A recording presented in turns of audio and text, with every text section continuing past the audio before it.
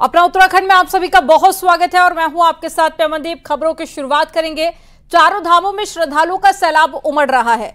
अभी तक 3,37,000 श्रद्धालु चारों धामों के दर्शन कर चुके हैं। केदारनाथ में अभी तक सबसे ज्यादा 1,55,000 लोग पहुंचे हैं। वहीं बद्रीनाथ में अब तक 45,637 यात्रियों ने बद्री विशाल के दर्शन किए हैं, जबकि गंगोत्री में अभी तक 66,000 श्रद्धालु पहुंचे और यमुनोत्री की बात करें तो 70,000 से ज्यादा भक्त यहां पर मां यमुना की पूजा अर्चना करने और साथ ही आशीर्वाद लेने के लिए पहुंचे। तो चारों ही धामों में लोगों के पहुंचने का सिलसिला जारी है।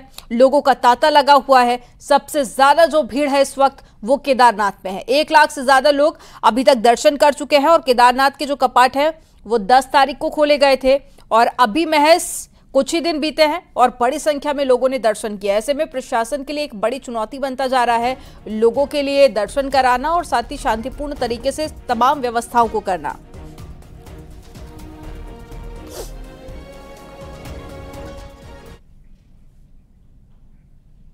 उत्तरकाशी में गंगोत्री हाईवे पर जाम के हालात सामान्य होने लगे हैं। गेट सिस्टम से यात्रियों को यात्रा कराई जा रही है और इस दौरान यात्री भक्तिमय माहौल में झूमते हुए नजर आ रहे हैं और अब यात्री आराम से यात्रा कर पा रहे हैं। वहीं गंगोत्री विधायक ने पुलिस के काम की जमकर तारीफ भी की है।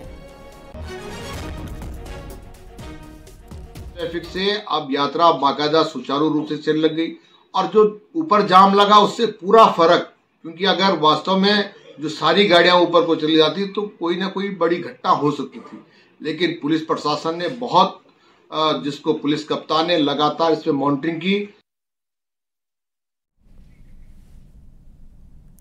चारधाम यात्रा में श्रद्धालुओं की भीड़ उमड़ रही है। वहीं स्वास्थ्य विभाग ने यात्रा रूट में इस बार ज्यादा डॉक्टर तैनात किए हैं और 100 डॉक्टरों की तैनाती की गई है, ड्यूटी लगाई गई है। इसी से जुड़ी एक रिपोर्ट आपको दिखाते हैं।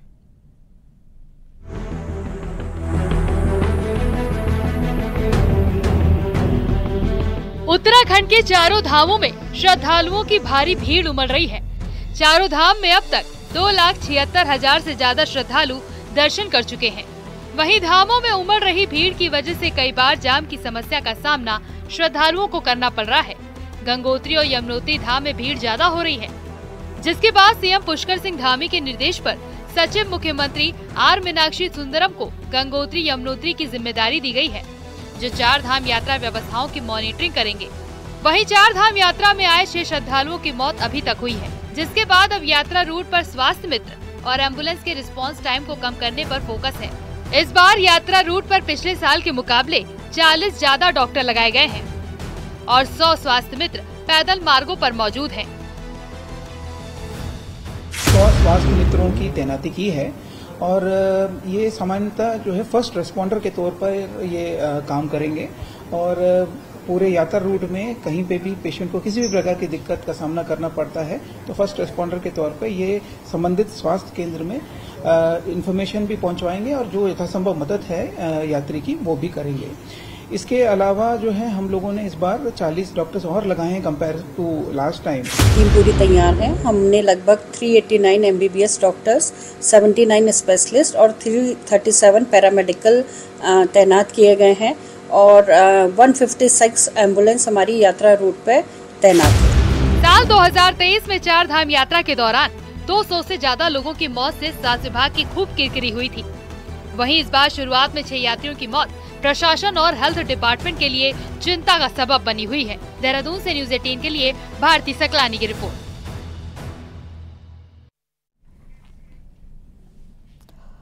सीएम पुष्कर सिंह धामी के निर्देश के बाद में सचिव मुख्यमंत्री आर मीनाक्षी सुंदरम गंगोत्री यमुनोत्री धाम की यात्रा व्यवस्थाओं की मॉनिटरिंग के लिए उत्तरकाशी में डटे हुए हैं।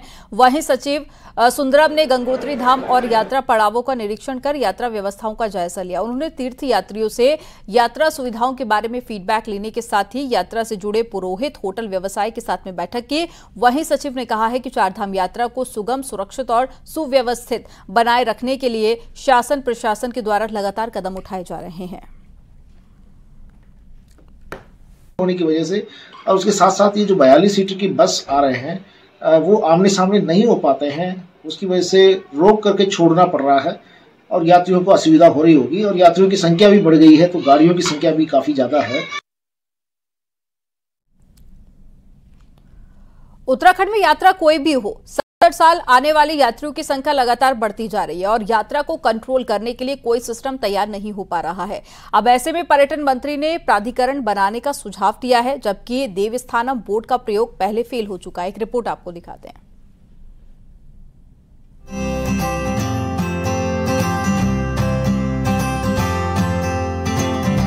हर साल पुण्य कमाने, स्नान करने, पितृमोक्ष के लिए करोड़ों हिंदू उत्तराखंड आते हैं।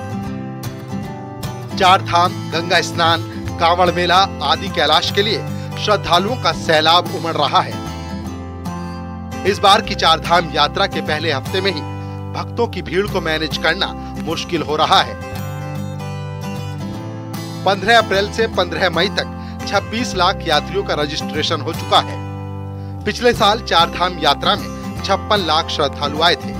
इसी तरह कांवड़ में हर साल करोड़ों यात्री पहुंचते हैं। साल 2023 में 2 करोड़ से ज्यादा कांवड़िए हरिद्वार पहुंचे। तो पिथौरागढ़ की आदि कैलाश की मुश्किल यात्रा में भी देश भर से श्रद्धालु पहुंचते हैं। मतलब ये कि हर यात्रा में यात्रियों का बोझ बढ़ रहा है, लेकिन व्यवस्थाएं कम पड़ती जा रही हैं। अब पर्यटन मंत्री सतपाल महाराज का कहना है कि इस सब के लिए प्राधिकरण बनाए जाने की जरूरत है, जिसका काम सभी भीड़ भाड़ वाली यात्राओं को मैनेज करना हो। जो मैंने माननीय मुख्यमंत्री जी से कहा था कि एक प्राधिकरण बनाइए यात्रा का, वो बहुत आवश्यक है। यूपी के अंदर बनाया गया है। हम चाहते हैं कि कांवड़ यात्रा हो, हमारी नीलकंठ की यात्रा हो, कुंजापुरी की यात्रा हो, चारधाम की यात्रा हो, इसके लिए एक प्राधिकरण जो हो इसको पूरी तरीके से संचालित करे तो बड़ा उत्तम होगा। सारी यात्राओं को मैनेज, सारी यात्राओं को, टोटल यात्राएं जितनी भी हैं, नंदा देवी राजजात यात्रा है, इन सबको मैनेज करे, क्योंकि उसका अनुभव भी होगा। चार धाम के मंदिरों में सिस्टम मैनेज करने के लिए त्रिवेंद्र सरकार में देवस्थानम बोर्ड बना। ऐसे में क्या प्राधिकरण बनाने से भीड़ मैनेज हो जाएगी और प्राधिकरण भी उन्हीं अफसरों की निगरानी में काम करेगा जिनके लिए अकेले चार धाम की भीड़ कंट्रोल करना चुनौती बना हुआ है। अरे ये जो अभी सामने है वो तो कर दो, प्राधिकरण तो जब आएगा तब आएगा। लेकिन इस समय तो चार धाम यात्रा सुव्यवस्थित करो, सब पूरा बवाला मचा हुआ है। हजारों यात्री वापस चले जा रहे हैं बिना दर्शन किए। कितनी तकलीफ की बात है। क्या ये हमारे इंप्रेशन लेकर के जा रहे होंगे?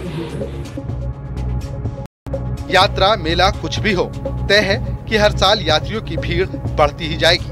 ऐसे में उत्तराखंड में भीड़ कंट्रोल करने का काम चाहे प्रशासन करे या प्राधिकरण, बिना ठोस प्लानिंग के कुछ नहीं बदलने वाला। दीपांकर भट्ट, न्यूज़ 18, देहरादून।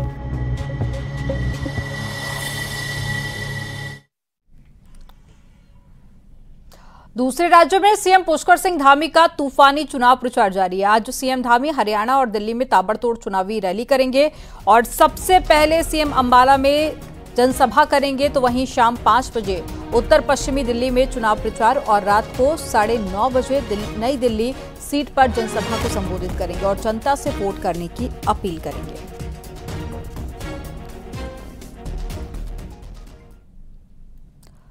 नैनीताल हाईकोर्ट की शिफ्टिंग का मामला लगातार उलझता जा रहा है। हाईकोर्ट बार एसोसिएशन ने सुप्रीम कोर्ट में मामले को लेकर एसएलपी दायर की है और अब उस एसएलपी के खिलाफ देहरादून बार एसोसिएशन रिट दायर करने वाला है। वहीं पहाड़ी इलाकों में हाईकोर्ट बनाने की मांग भी तेज हो गई है। श्रीनगर में हाईकोर्ट की मांग हो रही है और ऐसे में फैसला आने में अभी कुछ और वक्त भी लग सकता है।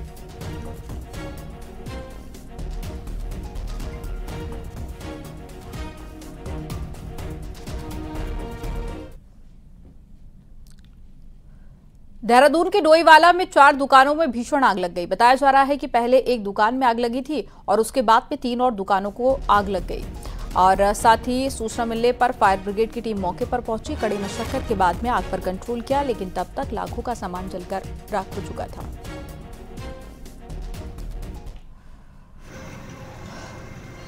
तस्वीरें आपको दिखा रहे हैं, एक्सक्लूसिव तस्वीरें आप देखिए। पहले एक दुकान में आग लगी थी, जिसके बाद में देखते ही देखते बाकी जो दुकान थी उसे भी आग के अपनी चपेट में ले लिया। लाखों का नुकसान हो गया है, लेकिन अभी तक वजह पता नहीं चल पाई है कि किस कारण के चलते यहां पर आग लगी थी।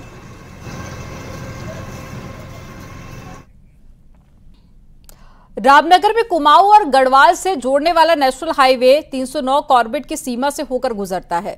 कॉर्बेट की सीमा से 500 मीटर दूरी तक साइलेंस जोन घोषित किया गया है। अब ऐसे में यहां पर ज्यादा शोर नहीं किया जा सकता, लेकिन इस रोड पर चलने वाली कई गाड़ियां प्रेशर हॉर्न का इस्तेमाल कर रही हैं, जो कि यहां के वन्यजीवों की दुनिया में खलल डालती है। अब ऐसे में इसको लेकर कॉर्बेट प्रशासन सतर्क हो गया है। उन्होंने कॉर्बेट की सीमा पर प्रेशर हॉर्न बजाने को लेकर प्रतिबंधित कर दिया है और साथ ही हॉर्न का इस्तेमाल करने पर कार्रवाई की तैयारी भी की जा रही है। 309 के करीब में प्रेशर हॉर्न्स का इस्तेमाल न करें और साधारण हॉर्न्स का इस्तेमाल करें, जिससे कि वन्यजीव विचलित न होएं। तो इसके लिए अगर बार बार समझाने के बावजूद भी उनके द्वारा प्रेशर हॉर्न्स का इस्तेमाल किया जाएगा तो जो नॉइज़ रूल्स हैं उनकी सुसंगत धाराओं के तहत कार्रवाई की जाएगी।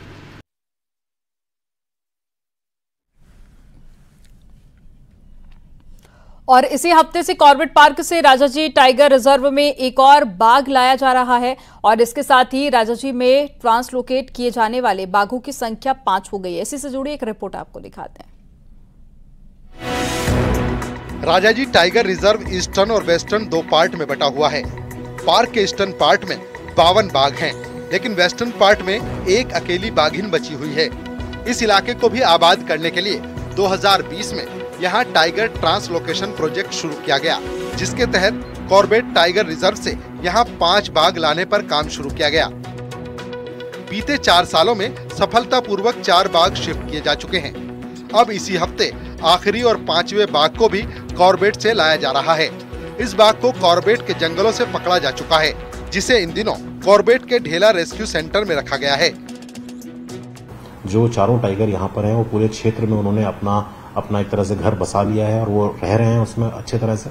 वास स्थल जो है उनका, उसमें वो बढ़िया से एडजस्ट कर गए हैं। अभी इसी प्रयास के अंतर्गत एक और मेल टाइगर लाने का हम तैयारी कर रहे हैं, जो कि यथाशीघ्र इसी हफ्ते या अगले हफ्ते तक हम लाने का प्रयास कर रहे हैं। राजाजी टाइगर रिजर्व के वेस्टर्न पार्ट में ट्रांसलोकेट किए गए बाघ पूरी तरह से पार्क के माहौल में रच बस चुके हैं।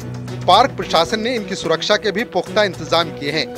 सैटेलाइट कॉलर, कैमरा ट्रैप और फील्ड टीमों के जरिए इनके पल पल के मूवमेंट पर नजर रखी गई है।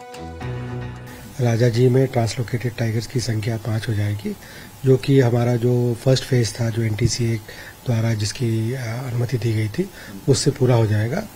उसके बाद हम फिर NTCA के विशेषज्ञों के साथ बैठकर इस पर समीक्षा करेंगे और इसके बाद अगर आवश्यकता हुई तो इसके अगले चरण की भी तैयारी करेंगे। 2020 से शुरू किया गया टाइगर ट्रांसलोकेशन प्रोजेक्ट उत्तराखंड का पहला प्रोजेक्ट है। प्रोजेक्ट की शानदार सफलता के बाद वाइल्ड लाइफ डिपार्टमेंट फेज 2 भी शुरू करने पर विचार कर रहा है, जिसके तहत कुछ और बाघ राजाजी पार्क में लाए जा सकते हैं। देहरादून से न्यूज़ 18 के लिए सुनील नवप्रभात की रिपोर्ट।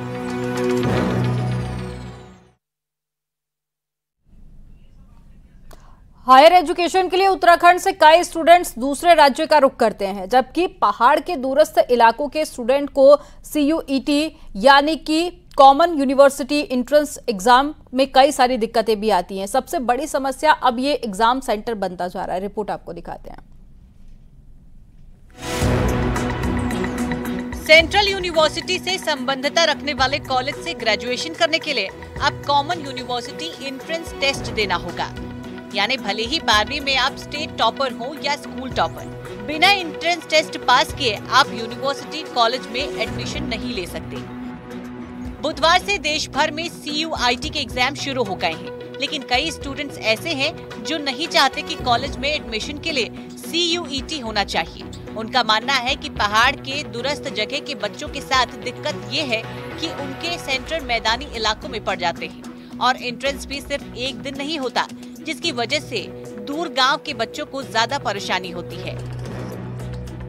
क्योंकि हमारे पहाड़ के बच्चे जो उत्तरकाशी, चमोली या कहीं भी, इनको अभी पूरा पता नहीं है कि CUET क्या है, ठीक है। और अगर CUET का फॉर्म भरते भी है तो जैसे पिछले बार हुआ था, किसी का रुड़की पड़ गया, किसी का हल्द्वानी पड़ा, वो बहुत दूर पड़ जाता है पहाड़ का बच्चा। तो वो बच्चा अब पहाड़ से पैसा अपना इतना नहीं है कि वो खर्चा लगा के अपना एक दिन पेपर देने चले जाए। और CUET के पेपर भी एक नहीं हो रहा, एक ही दिन में एक पेपर नहीं है। इसके 5 सब्जेक्ट है, 5 अलग अलग पेपर देने पड़ रहे हैं। हालांकि प्रोफेसरों का मानना है कि कंपटीशन की ये व्यवस्था अच्छी है, जिससे सभी स्टूडेंट्स को एक प्लेटफॉर्म मिल जाता है। जहां से वो अच्छे कॉलेज में एडमिशन ले सकते हैं। तो इसके लिए मेरे हिसाब से बच्चे को एक बड़ा एक लेवल प्लेइंग फील्ड मिलती है, एक कंपटीशन फेस करने का उसका एक जो उसके अंदर एक स्पिरिट है वो डेवलप होती है। और जो 11th-12th में जो रेट रेस पहले चल रही थी कि परसेंटेज अगर आएगा, 95 वाला भी परेशान रहता था, 10 जगह अप्लाई करता था, फिर भी वो डिजेक्टेड होता था। सेंट्रल यूनिवर्सिटी से एफिलिएटेड कॉलेज में पढ़ने का सपना हर स्टूडेंट का होता है, लेकिन अभी भी कई स्टूडेंट्स ऐसे हैं जो नहीं चाह रहे कि एग्जाम देकर वो यूनिवर्सिटी में एडमिशन पाए। न्यूज़ 18 के लिए देहरादून से भारती सकलानी उनियाल की रिपोर्ट।